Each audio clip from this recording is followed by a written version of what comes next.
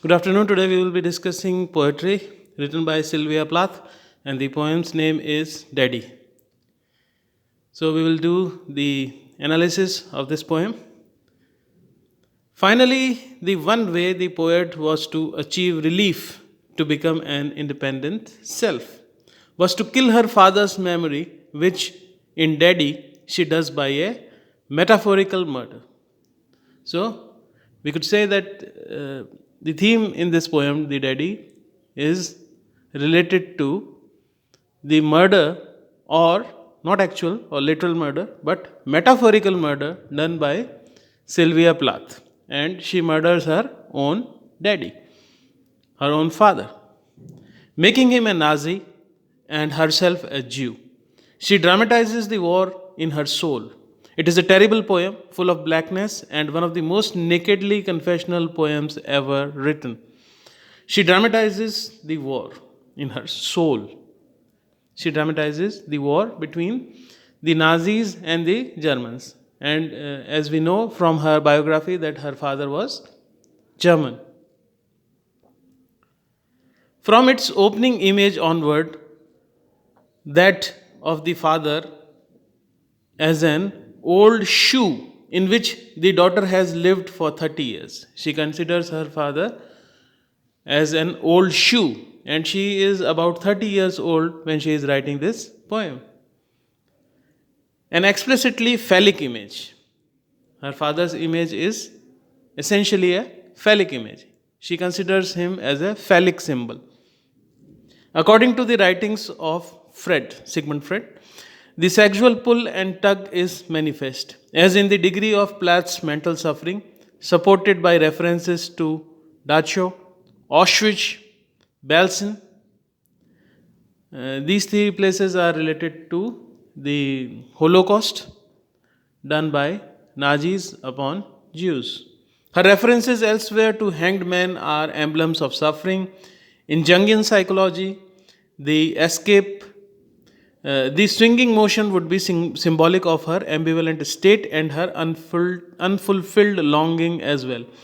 Plath confesses that after failing to escape her predicament through attempted suicide, she married a surrogate father, a man in black with a mean camp look, who oblongly was just as much a vampire of her spirit, one who drank my blood for a year, 7 years, if you want to know. Sylvia Plath was married to the poet Ted Hughes for 7 years. Ted Hughes himself was a poet and he was a Britisher, and their marriage lasted for 7 years.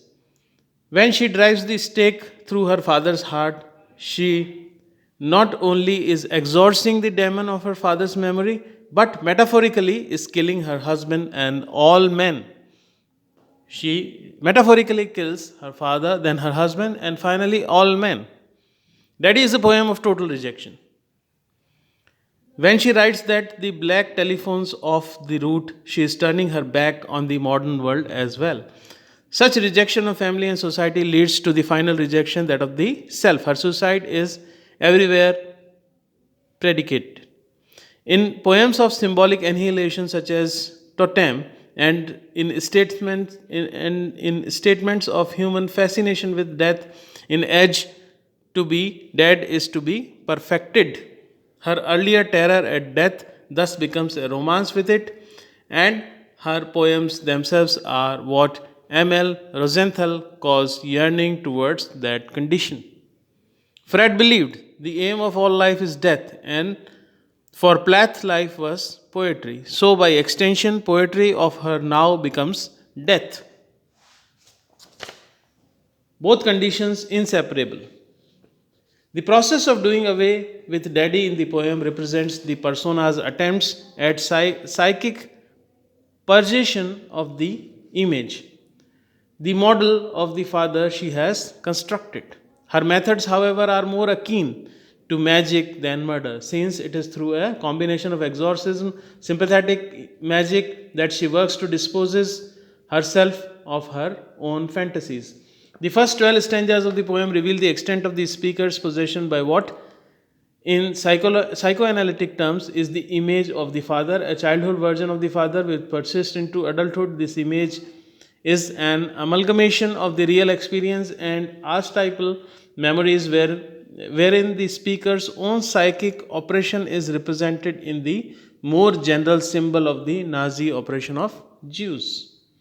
For example, the man at the blackboard in the picture of the actual father is transformed symbolically into the man in black with a Mein Kampf look. Now she compares her father with her husband. She did not like her husband because though he was a white man, but she uses the term man in black for him and with a Mein Kampf look. And we know that Mein Kampf was the autobiographical book written by Adolf Hitler. And it is a very popular book till date.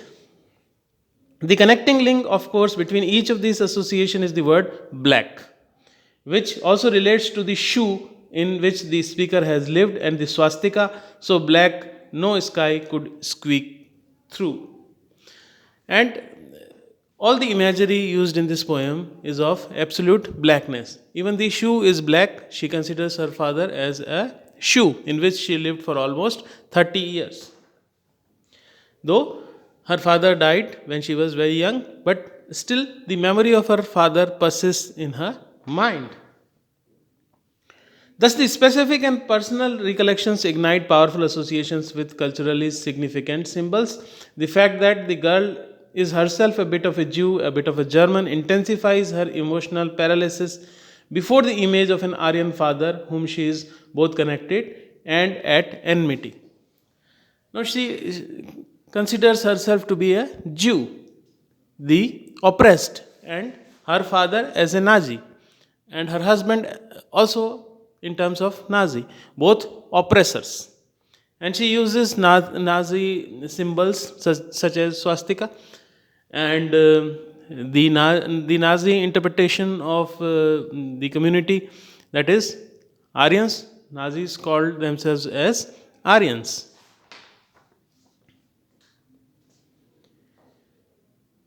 Commenting on the persona in BBC interview, Plath herself suggests that the two strains of Nazi and Jew unite in the daughter, paralyze each other, so the girl is doubly incapacitated to deal with her sense of her father, both by virtue of her mixed ethnicity and her childish perspective. So she is a bit confused. She considers herself as Aryan and as a Jew at the same time. So that leads to the perplexity of her persona. She is not able to understand whether she is an Aryan or a Jew or a mix of both. As the persona recalls the father of her early years, she emphasizes and blends the two perspectives of impotence, that of the child before its father and of the Jew before the Nazi. The child's intimidation is clear. For example, I never could talk to you, my tongue stuck in my jaw. So she had problems in communicating with her father because she felt like a Jew before a Nazi. But the sense of the childhood terror melts into a suggestion of the Jewish persecution and terror with the next line, it struck in barbed wire snare. Barbed wire snare is the image of the concentration camps which were introduced by Nazis, in which the Jews were held as captives. What Plath accomplishes by the more or less chronological sequencing of these recollections of childhood and on through the 20-year-old's attempted suicide to the point at 30 when the woman tries to extricate herself from her image of daddy is a projection of her father's amounts to attempt at disposition through direct confrontation with a demon produced in her imagination. Both psychoanalysis and the religious rite means R-I-T-E, right, of exorcism have regarded this process of concentration with the trauma or the demon as potentially curative and from whichever perspective Plath viewed the process, she has her persona confront, in a way almost relieve her childhood terror of a father whose actual existence is as indistinct as the towns with which the girl tries to associate him. Plath also accentuates linguistically the speaker's reliving of her childhood, using the heavy sentences of nursery rhyme and baby words such as chuffing, achu, gobbledygoo. She employs a technical device similar to Joyce in a portrait of the artist as a young man, where child's simple perspective is reflected through language. Like Joyce, Plath wants to recreate with the immediacy of the child's view, but whereas Joyce evolves his Stephen Dedalus from the baby Takku and the Muko stage into maturity, she has her speaker psychically regress to her childhood fantasies, where every German is potentially her father, and the German language seems to be an engine shuffling her off to Dacho. Because the persona's past is pathologically connected to her present, this regression requires minimal distance for the adult woman who has been unable to relinquish the childhood perspective. That's all for today. We will continue discussing poetry in our next video.